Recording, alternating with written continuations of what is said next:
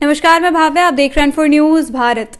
स्वास्थ्य, शिक्षा और सड़क, ये ऐसी बेसिक सुविधाएं हैं जिससे इस लोकतांत्रिक देश में कोशिश करती है सरकार की कोई भी वंचित ना रहे, कोई भी आम व्यक्ति इससे वंचित ना रहे। एक ऐसी विवादित क्षेत्र के बारे में आज हम बात करेंगे, बड़कागांव, जहां के हमने आपको अनगिनत मुद्दे दिखाए हैं, जहां पर सड़क की भी समस्या है, जहां पर स्वास्थ्य की भी समस्या है और कहीं ना कहीं शिक्षा की भी वहां पर समस्या है। फिलहाल हमारे साथ नवनिर्वाचित विधायक जुड़े हुए हैं वहां से, रोशन लाल चौधरी। उनसे जानेंगे और बात करेंगे कि इस बार चूंकि भाजपा का कार्यकाल इस बार वहां पर शुरू होने जा रहा है काफी अरसे बाद, तो इस बार देखेंगे कि बड़कागांव इस बार कौन से रंग रूप में दिखेगा। फिलहाल बड़कागांव के बारे में ऊपर से बताइए कि किस नजर से आप देख रहे हैं। सबसे पहले हम आपके चैनल के माध्यम से बड़कागांव विधानसभा के सभी देवतुल्य जनता मतदाताओं को आभार व्यक्त करते हैं कि उन्होंने मुझे जो दायित्व दिया है, अपार समर्थन दिया है और उनके बहुमूल्य वोट से जीते हैं, उनके प्रति हम हृदय से आभार व्यक्त करते हैं।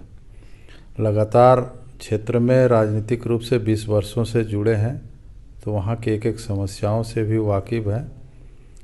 एनडीए शासन में आजसू पार्टी, पहले जिस पार्टी में हम थे उस समय बहुत सी विकास योजनाएं धरातल पर उतरी थी, और इस बार जो 5 साल जो हेमंत सरकार का कार्यकाल रहा, एक भी जो विकास योजनाएं चल रही थी वो भी काम नहीं हो पाया। पूरी तरह से विकास का काम ठप है और पूरे बड़कागांव विधानसभा में एक ही पार्टी और एक ही परिवार ने जो लगातार 15 साल तक वहाँ शासन किया है, सिर्फ अपने फायदे के लिए वहाँ के विकास के काम को अनदेखा किया। साथ ही वहाँ का जो विस्थापितों का हक अधिकार था उसको बेचने और छीनने का काम किया है। अच्छा, काफ़ी सालों से आप भी वहाँ से जुड़े हुए, बड़कागांव के सारी समस्याओं से अच्छी तरह से परिचित हैं, क्योंकि आप भी वहाँ से अदसू से इलेक्शन लड़ते हुए आए थे और आपको पता भी है कि वहाँ की जनता किन समस्याओं से जूझ रही है। इस बार काफ़ी अधिक मतों से आपको वहाँ की जनता ने चुना है,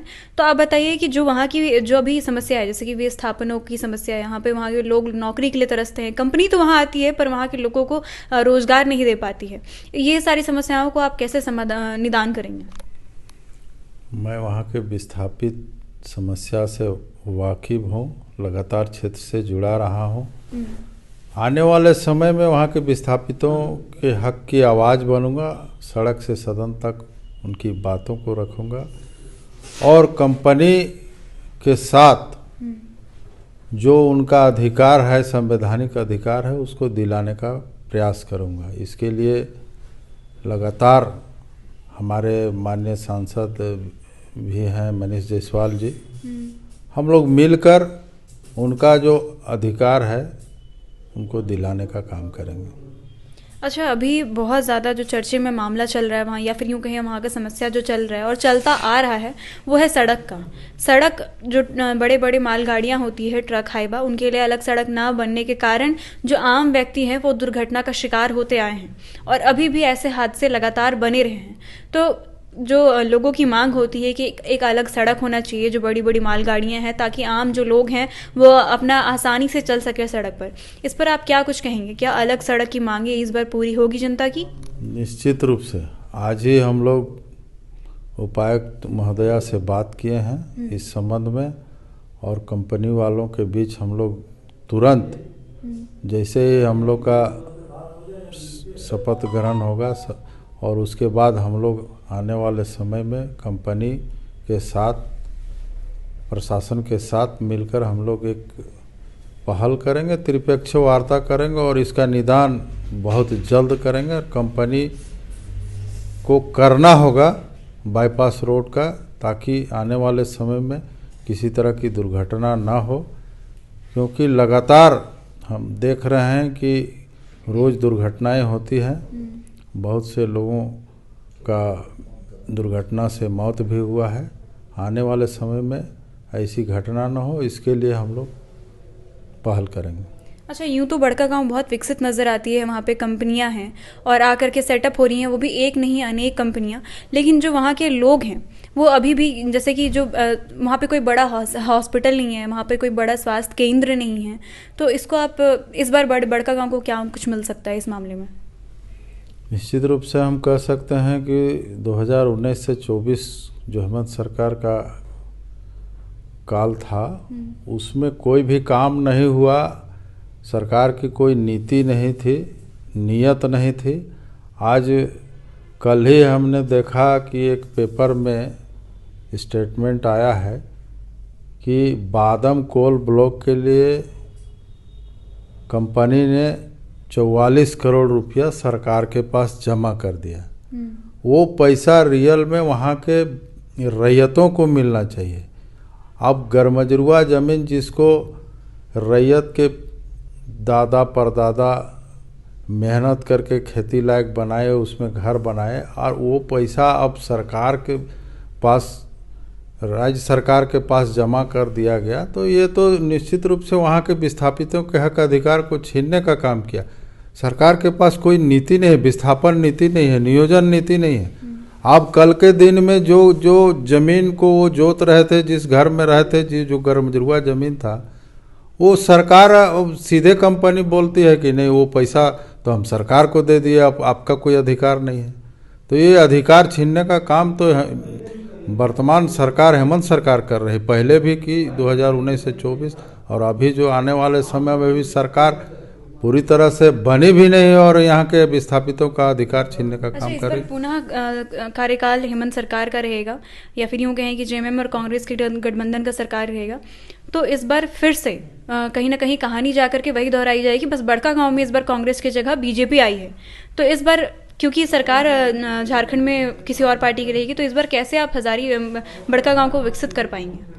निश्चित रूप से जो सरकार का विकास का काम है वो धरातल पर दिखेगा। हम लोग विकास के लिए सरकार के पास आवाज़ उठाएंगे, साथ ही यहाँ के जो विस्थापितों का हक अधिकार है उसके लिए भी आवाज़ संवैधानिक तरीके से हम लड़ाई लड़ेंगे और अधिकार दिलाने का काम करेंगे। विकास तो सरकार का करना नैतिक कर्तव्य है, चाहे वहाँ पक्ष का विधायक हो या विपक्ष का विधायक हो। अच्छा, हजारीबाग लोकसभा में बीजेपी की जीत हुई है और अब बड़कागांव में भी बीजेपी ही है, तो डीएमएफटी फंड का लोगों को किस तरह से इस्तेमाल दिखेगा? क्योंकि जो डीएमएफटी फंड है वो आता तो अच्छी खासी संख्या में है और कहीं ना कहीं अभी भी स्टोरेज ही पड़ा हुआ है, वो स्टोर ही उसी तरह पड़ा हुआ है। तो डीएमएफटी फंड किस तरह से इस्तेमाल हो सकता है? क्योंकि उसका काम ही है रोड के लिए, स्कूल के लिए, जिस चीज़ों को छीना जा रहा है वो वापस उन्हें डीएमएफटी फंड के थ्रू मिले। तो किस तरह इस बार मिलेगा डीएमएफटी फंड का इस्तेमाल होगा? डीएमएफटी फंड का जिला में हम लोग जब भी बैठक होगी, माननीय सांसद जी और हम लोग जितने भी भाजपा एनडीए के विधायक हैं सब मिलकर, खास करके हम चाहेंगे कि डीएमएफटी फंड जहाँ से जनरेट होता है अधिकार वहीं के लोगों को सबसे पहला होना चाहिए। यदि बड़कागांव में डीएमएफटी का वहाँ से रॉयल्टी मिलता है तो सबसे ज़्यादा काम बड़कागांव में होना चाहिए, केरेडाड़ी में प्रभावित क्षेत्र में होना चाहिए। ये नहीं कि वहाँ का पैसा दूसरे जगह यूज हो। इस चीज़ को हम लोग चाहे सदन में हो चाहे डीएमएफटी की बैठक होगी वहाँ इस बात को रखेंगे पूरे ताकत के साथ और वहाँ विकास का काम करेंगे। अच्छा, इसी बीच लोगों का एक शंका या फिर यूँ कहें सवाल ये भी था कि जैसे कि जो पूर्व विधायक थे वो बड़कागांव से ही थे, तो बड़कागांव में लोग जाकर के उनसे मिल लेते थे, लेकिन कहीं ना कहीं सवाल लोगों के बीच अभी ये खटक रहा था कि जो रोशन लाल चौधरी हमारे नवनिर्वाचित विधायक, उनसे अगर हमें कोई समस्या का सोल्यूशन अगर चाहिए होगा तो तुरंत हम जा करके कहाँ मिल पाएंगे, क्योंकि वो बड़कागांव में तो रहते नहीं है हमेशा। आप पत्रकार हैं और बड़कागांव विधानसभा समझना चाहिए कि पूरे रामगढ़ जिला और हजारीबाग जिला मिला के है, और हम ये दावे के साथ कह सकते हैं कि पूरा परिवार जितना बड़कागांव में नहीं रहता है उससे ज़्यादा हम बड़कागांव में रहते हैं और क्षेत्र में भ्रमण करते हैं। अब बड़कागांव में हमारी उपस्थिति हमेशा थी और आगे भी रहेगी। लोगों को क्या संदेश देना चाहेंगे आप? लोगों को संदेश देना चाहेंगे कि सिर्फ ये बड़कागांव खास करके वो परिवार के द्वारा इस तरह का जो भ्रम फैलाया गया पूर्व में भी, और ये एक झूठा भ्रम फैलाकर हमेशा मुद्दा बनाया जाता था। यहाँ पूरे बड़कागांव विधानसभा की जनता जानती है कि बड़कागांव विधानसभा में सबसे ज़्यादा हर क्षेत्र में लगातार 20 वर्षों से हम रहे हैं, और इस बार लोगों को दिखेगा एक विधायक के साथ साथ एक सेवक के रूप में हमेशा हम क्षेत्र में उपस्थित पहले भी रहे और आने वाले समय में भी रहेंगे और उनकी पूरे जनता की सेवा करेंगे। चलिए, अभी विधानसभा का चुनाव हुआ है, लेकिन उसके बाद फिर क्या कुछ कार्य नजर आते हैं धरातल पर, इन सारी चीजों को लेकर के हम आपको अपडेट करते रहेंगे। तब तक के लिए आप जुड़े रहें N4 न्यूज़ भारत के साथ। N4 news Bharat.